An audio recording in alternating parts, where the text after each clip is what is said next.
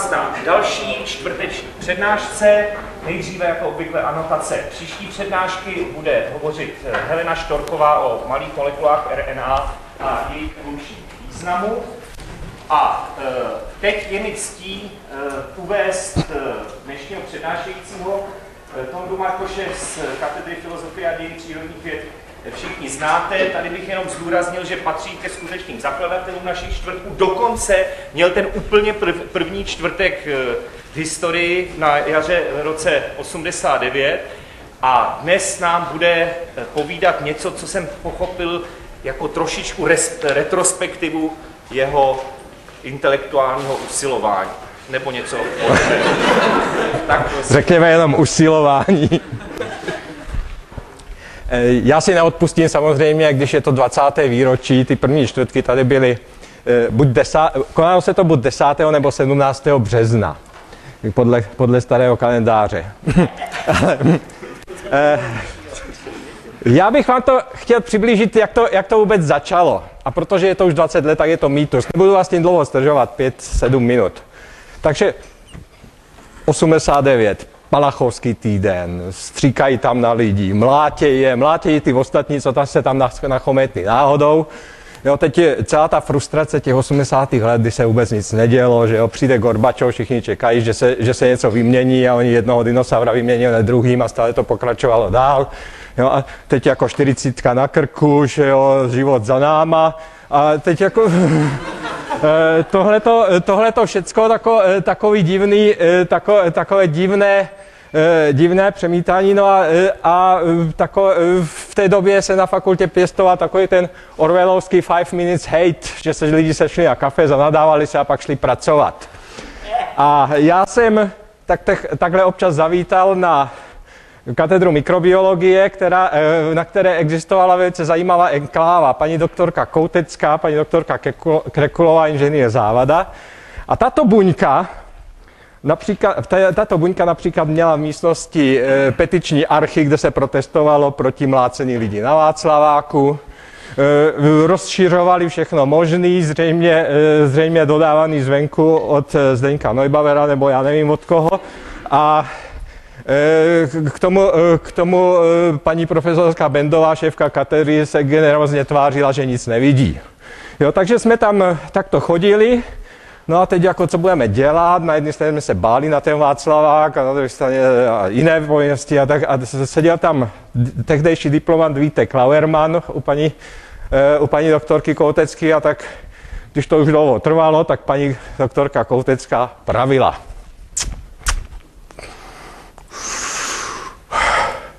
Jděte dele. Brečíte mi tady jako dvě staré vy a jděte dělat, co umíte, nemusí se každý den sprchovat na Václaváku v lednu. A tak nějak to řekla, no já už si nepamatuju samozřejmě přesně znění jejich slov. No tak dobře, tak jsme vymysleli čtvrtky. Pan proděkan schválil, to bylo ještě, nebyly xeroxy, tak jsme si museli dojít dolů do takzvané rozmnožovny, tam nám dali speciální blány na povolenku, na ty blány se to vyťukalo, pak se to neslo a na cyklostylu se to namnožilo, takové chlupaté pozvánky, které jsme pak tady rozvěšili, že budou čtvrtky. No a to bylo někdy v únoru, no a čím začít, no tak začneme teda Darwinem, protože Darwin to byla takové téma na rozpacích. Všude se fedroval Darwin. My jsme museli hlásit, že do svého předmětu tolik a tolik procent výkladu věnujeme Darwinovi. Takže si představte, jak se asi dá Darwin aplikovat na kurzu práce s radioizotopy. Jo? Čili to se muselo napsat do hlášení. No. A takže ten Darwin a teď jako co? A nikdo toho Darwina vlastně nečet. A já jsem si koupil Darwina za 3 koruny tady v Lípovce, byl výprodej Darwinu, těch, co vyšli v roce 53, no a teď jsem si to musel přečíst, abych tady mohl na tom referovat, takže jsem se poučil. Moc si na to nepamatuju, co jsem tady povídal, jediné, co si pamatuju, jsem říkal, že mnohem lepší titul té knížky bylo Základy ekologie. A na tom, s tím bych docela i do teďka jako trval. Účast byla obrovská, tahle posluchárna byla o jedno okno kratší v té době a vzadu stál takový obrovský diaprojektor a bylo tady úplně narváno, všude seděli lidi, jako čekalo se, že po tom Palachovském týdnu, že tady bude nějaká revoluce snad nebo co, no a já jsem tady vykládal Darwina. No a seznámil jsem se to se spoustou nových lidí, kterých jsem předtím ani nevěděl, že jsou. Například Ivan Horáček stál u toho epidiaskopu a pak se přihlásil do diskuse a jeho diskusní příspěvek byl svou délkou srovnatelný s mojí přednáškou.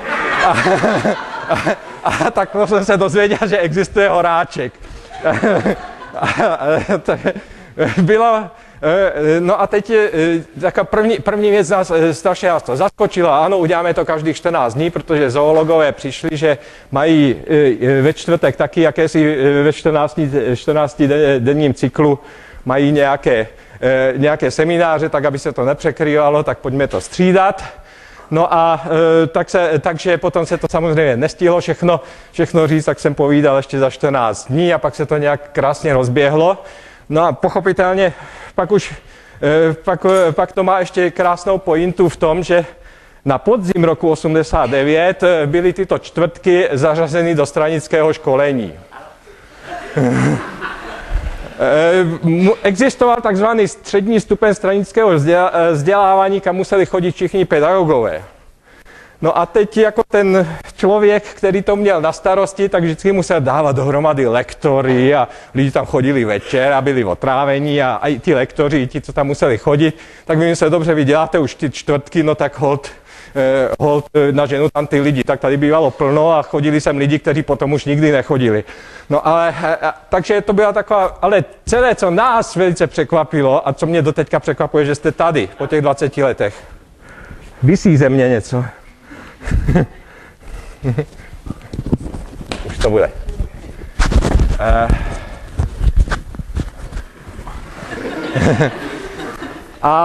Když tomu, takže překvapení je to radostné, že se něco podařilo.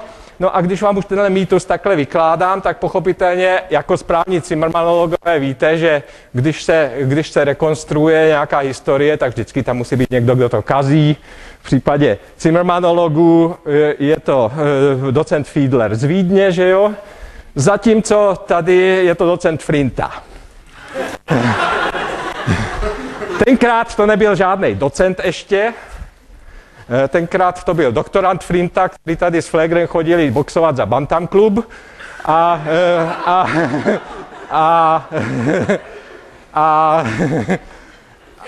Co?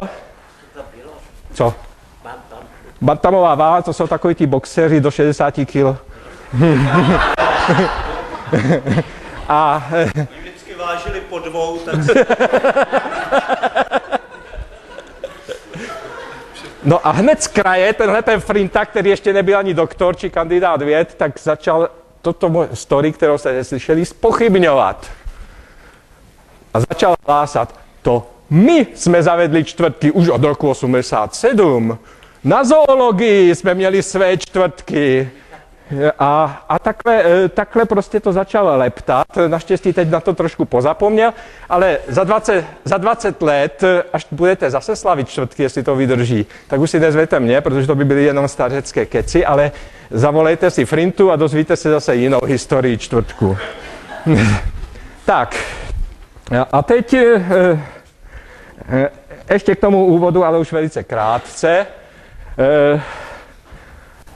Devítky, jak byly v loni osmičky politické, tak my teď máme devítky jako přímo historicky evoluční.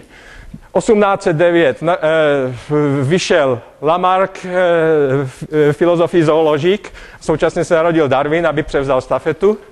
Za 50 let na to Darwin v roce 1859 Darwin třímá štafetu a vydává Origin of Species.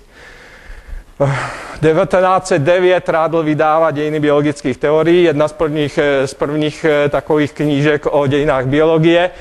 Johansen přijde s pojmem gen. A devítek by bylo víc, samozřejmě založení fakulty v 19. To vám poleze krkem, bude se o tom žvanit celý podzim, tak to ani není třeba o tom povídat. Politické události s devítkami jako 39. nebudu vzpomínat. Pak ještě je jeden, je mi strašně líto, že jedna devítka se prošvihla, 99. rok a za to může Pfleger. Pfleger byl tak nadržený, že svou teorii zmrzlé evoluce publikoval už v roce 1998. A tím to celé pokazil, protože až jednou se bude slavit výročí Velké listopadové revoluce, tak to mohlo vypadat takhle. A místo toho Pfleger ostrouhá a co z toho bude mít, jenom o rok déle bude čekat na letenku do Stockholmu. No.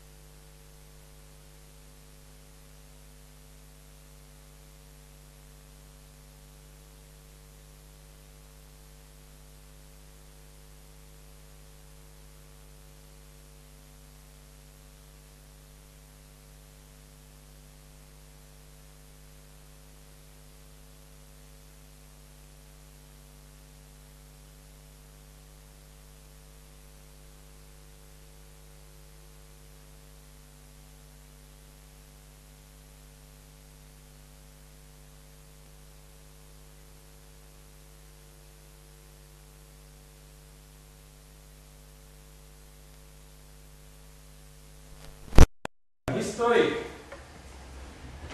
by nám mohl poskytnout detailní rodokmen Alexandra nebo nějakého Cezara. A tvrdit, že ten dotyčný splnil svou funkci jako historik tím, že ten rodokmen jako celou tuhle galerii jako doplnil ale toto přece není metoda historiková. A teď je to důležitá ta frustrace. Popisuje své hrdiny jako originator, jako původce, protagonisty nebo antagonisty ideí, které dominovaly lidstvu. Svět živých organismů zdá se, je podobně dominován idejemi. Tohle se napíše k úvodu překladu svých dění, anglického překladu v roce 30, čili 20 let poté. Neustále se sváří s tímhle tím a v podstatě právě proto jsou to dějiny takové poučné, že dovolují vhled, o co vlastně šlo. Celý problém opravdu byl v tom, že biologové nemohli evoluci popřít. Současně byli racionalisté a chtěli být vědci. A tyto dvě věci nějakým způsobem nešly jim dohromady a proto všechno tohleto. Aby zachránili své postoje, a to už je můj výklad, to nemusí se věřit, aby zachránili své postoje, tak hodili Černýho Petra na biskupy. A biskupové si to celé odnesli, reakční hnusní biskupové, kteří nechtěli a tak dále. A potom se tahle větev argumentace rozvinula do těch nepěkných konců, který jsme se s tím my.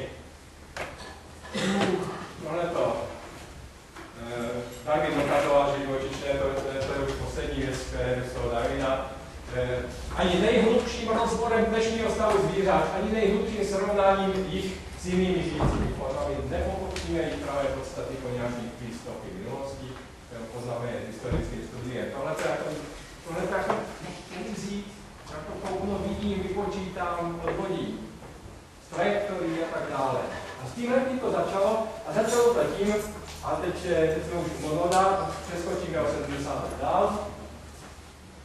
A v podstatě nacházíme v tom Monodovi, jednak celého Dawkinsa, ale to je vedlejší, ale nacházíme v tom Monodovi v roce 70, takže se nám nehodí do našeho dětejkového čtení. Ten se zase opozdil na rozdíl od Telegra.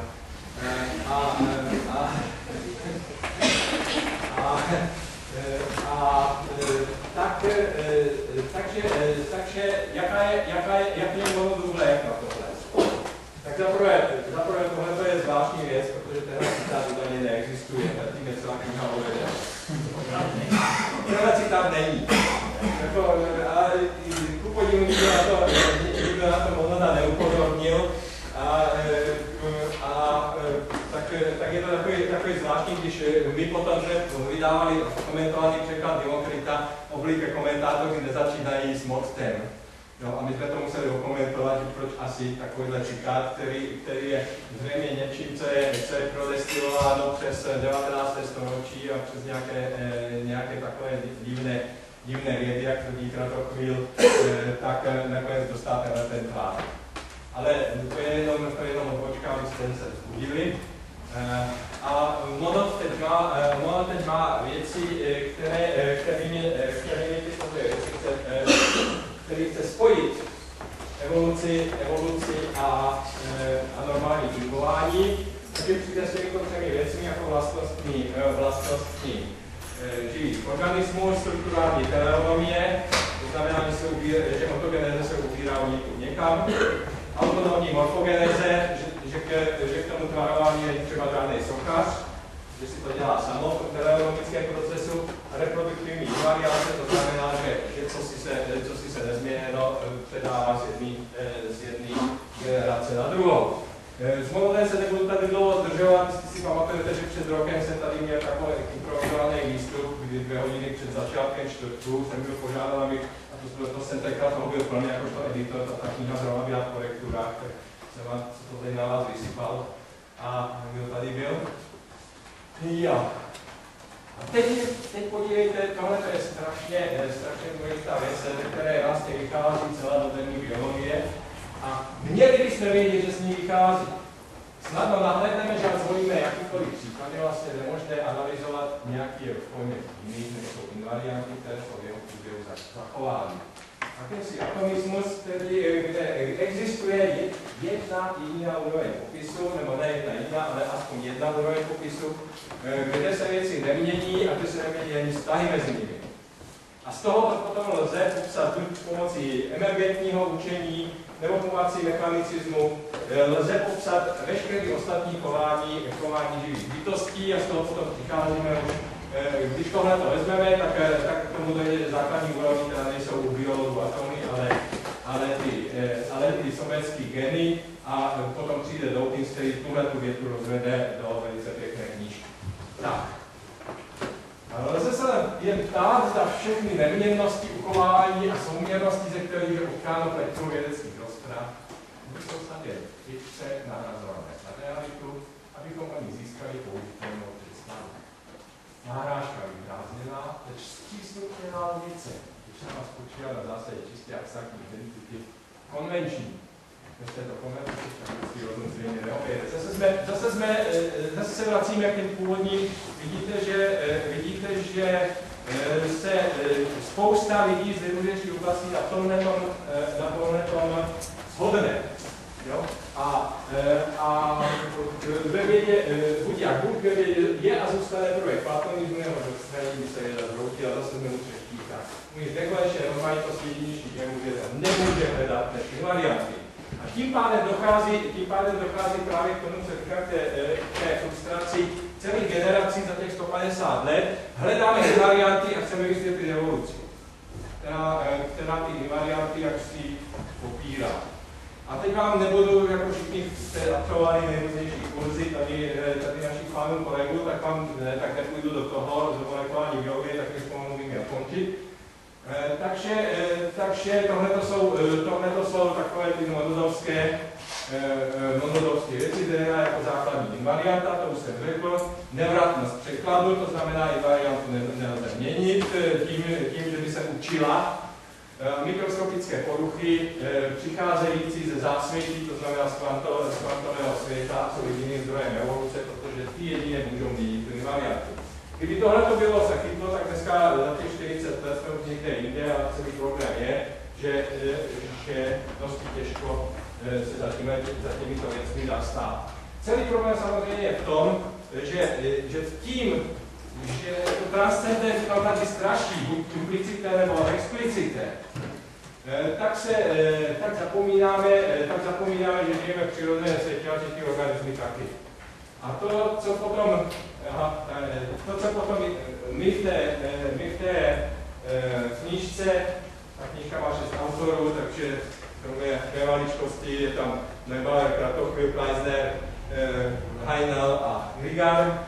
Ty dva poslední už mezi náma nejsou, teda mezi náma tady na katedře, se jim daří dobře.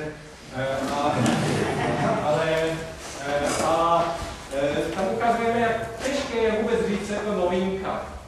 Jak se novinka dá vyjádřit, zejména v oblasti tělesnosti, když zapomeneme, že na nějakou základní úroveň popisu a budeme sledovat tu úroveň popisu, kterou vidíme, kterou viděl ten Darwin, který nepopisoval samozřejmě molekulární evoluci.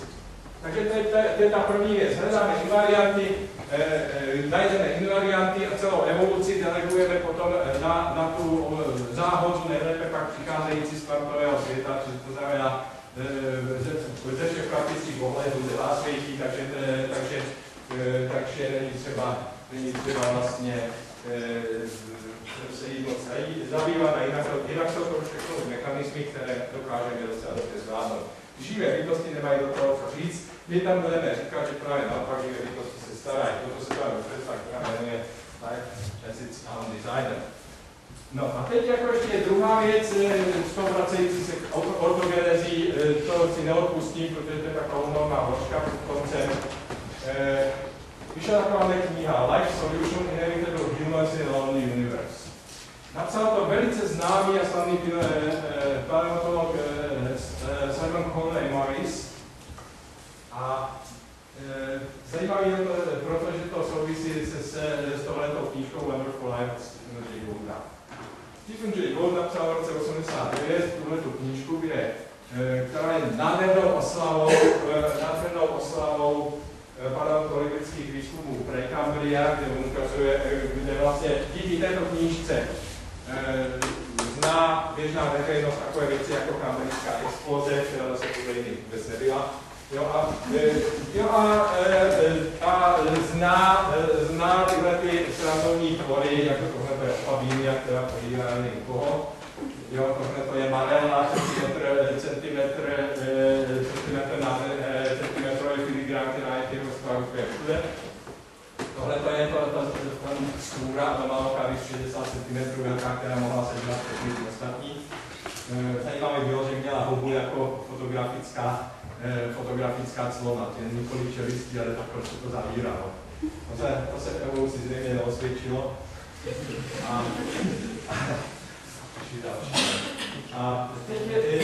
Takže on tohle to napíše, ale udělal nádhernou oslavu těch lidí, kteří na tohleto přišli. A to byl jeden z dvou doktorandů, kteří přišli na tuhletu floru, byl právě Simon Conway Morris. To byli dva doktorandi, kteří vzali zubní vrtačku a začali těch 80 let staré fosílie, které se válely v šuplíku, začali pitvat a zjistili, že nejsou dvourozměrné jako parandějský trilobit, ale že mají strukturu, protože byly fosilované v jemném mahínku, takže když to rozpitvají, tak najdou ty nožičky, žábtičky, očička, takovéhle věci a z toho právě ukázali, jak se tam najednou v tom Cambriu objevují vlastně všechny známé vysoké taxony, živočichů a prostě nějaké další, které umřely mezi tím. Ale o tohle nám teď nejde. Zajímavá je ta reakce Conway Morrise na jednu věc, kterou tam ten Wood má. Wood říká, kdybychom vzali magnetofonový pásek, na který se nahrávala evoluce až do dneška, přetočili ho na začátek do Precambria a pustili ho znovu, tak by evoluce mohla být úplně jiná. To je typická historie. To znamená, jestliže nám doteďka hrál ten pásek malou noční hudbu, tak když ho pustíme znovu, tak by tam mohla být ne malá noční hudba jinak, ne jiný Mozart, ale naprosto třeba techno. Je proto, že se to přetočí na začátek a pustili zase. No a tohleto se nezdá Simonu Conwayu Morrisovi a zbouří se proti Gouldovi a píše dvě knížky. Jedna knížka z 90. let je v podstatě polemika s Gouldem, ale velice taková ještě taková benigní, protože to ještě chodí Conway Morris do terénu a ukazuje nádherné další nálezy z Grónska, z Číny a z takovéhle věci, tak je to vlastně sekret téhle knížky. No a potom přijde s touhletou knížkou, která je čistě a tvrdě ortogenetická, říká, kdyby jsme ten pásek dali zpátky, tak dostaneme zase totéž, možná by lidé budou mít 6 prstů, nebo budou mít zelený vlasy, ale na tom samozřejmě nesejde. Čili člověk se nestačí divit. Čili se opravdu nestačí divit a on začíná samozřejmě tím, že ukazuje na tisíce příkladů konvergentní evoluci. Když se někdo, nějaká skupina rozhodne, že se bude vrtat v zemi, tak skončí buď že bude vypadat buď jako žížal, nebo jako krtek. No. Nebude vypadat jak žirafa. Ale takovýhle příkladů on má plno, pěkně levých dohromady, neukazuje, jako dívejte se, tak jako vesmír, jak je obrovitánství, tak ty hvězdy jsou vlastně jenom body v tomto prostoru, tak i možné struktury, které evoluce může vytvořit, jsou vlastně jenom takovéhle singularity v tom prostoru možností. A těch singularit zase není tak tolik, co hvězd, takže nakonec jako ten krtek nebo žížala, tak všichni tak skončí takhle podobně a tím pádem je člověk nevyhnutelný a dokonce, když vyznačí na jiné hvězdy, tak tam najdeme lidi podobný nám. Tak. A samozřejmě potom je to, co je na tom ale nejvíc zarážející na tom Conway Morrisovi. On se tváří, že si všechny tyhle věci vymyslel sám. Jediný odkaz na antropický princip nemá, i když tam dává plno příkladů. Jediný odkaz nemá na ortogenetiky staršího data jako Eimer nebo Berg nebo Teilhard de Chardin. Všechno jako kdyby si vycucal sám zprosta, jako kdyby to sám objevil. A to člověk neví. Je to poukaz na americké, to je to asi nějaký čas, není americký.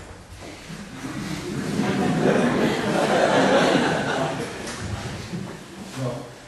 Tak a tohle to jsou, a já už teď budu končit, když jsem vás teď už se dostávám zase k vaší knížce a asi by nebylo hezký, že já jako koho teď za 14 dní čekají poslední korektury, a který jsem samozřejmě velice zaujat jistým směrem, abych o té knížce povídal. Tak vám jenom řeknu asi, co tam máme. A bylo by dobrý samozřejmě, řekněme za půl roku, kdyby tam někdo vystoupil a právě raz zvednul. To by bylo velice pěkný, protože my to taky občas potřebujeme, i když se nám to nebude líbit. Takže první kapitola, ta první věc je taková filozofující hermeneutická přirozenost světa. Takže první kapitola ukazuje, kde jsou kořeny racionality, to je právě to jednotné racionální morální a vývoj celého tohoto myšlení za 2,5 tisíce let. Druhá kapitola potom ukazuje na takový kontrapunkt. První ukazuje na to, že živé bytosti by mohly být spolu stvořiteli světa. A tam najdete všechno možný, od Kaufmana až po Heideggera, vždycky jistým způsobem komentovaný. A v podstatě nás jde o to ukázat, proto se vlastně proto je titul té knížky Life as its own designer, Darwin's Origin and Western Thought. Tohle není, samozřejmě, že je. Samozřejmě, že je to catchy title, protože je darwinovské výročí, když to vychází v roce 9, tak to bychom si nepřisadili. Ale není to jenom to, není to jenom reklama prázdná, reklama pustá. No, teď ty dvě kapitoly jsou pak takovým prolejdomy na to, co následuje. Třetí kapitola, která se zakládá také na přednášce Zdenka Majvara na biosemiotice, kde se berou vůbec novinky. A jak se vůbec dá v západní myšlení myslet o nové. A jako čtení této kapitoly je dosti pesimistické, protože opravdu, když si člověk pomyslí, jak těžký to pro nás je v naší kultuře tohle udělat, tak udělat ten krok a myslet nové, ne takové, které se dá vypočítat, ale nové, které je vlastně usmluváno tady a teď. Čili zase je to otázka potom toho, že nikdo není sám a všichni spolu smlouvají budoucnost světa. A není to jenom záležitost Heideggerovského Daseinu a Mitseinu, ale v podstatě všechny bytosti, které tady jsou. Tak to jsou takovéhle věcičky. No a potom je další kapitola, která už tady česky, je to zborníku statí Zdenka Majvara, který se zná na roky, Moses a Darwin. To je v podstatě vypořádání se s touhle nesmyslnou kapitolou dějin vědy a biologie. No a druhá část potom je více biologická a ty tři kapitoly, tohle je taky už věc, která různě po různou od nás vyšla. To je taková ta gaiologie, ale jinak než termodynamická gaia, opravdu něco, co je sjednáváno celou biosférou. Tohle se týká homologii a morfologii a jejich vývoje.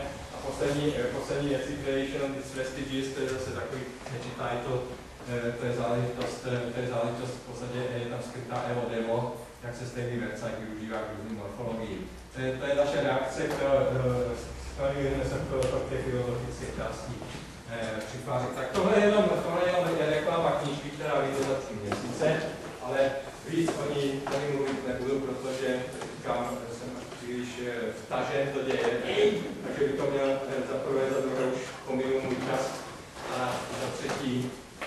třetí by to bylo mnohem lepší, kdyby někdo nebyl u toho, tam to pořád neslyšelo.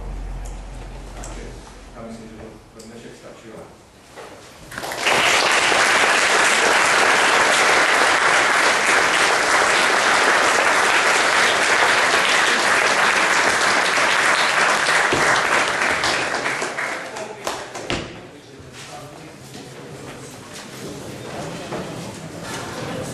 Děkuji.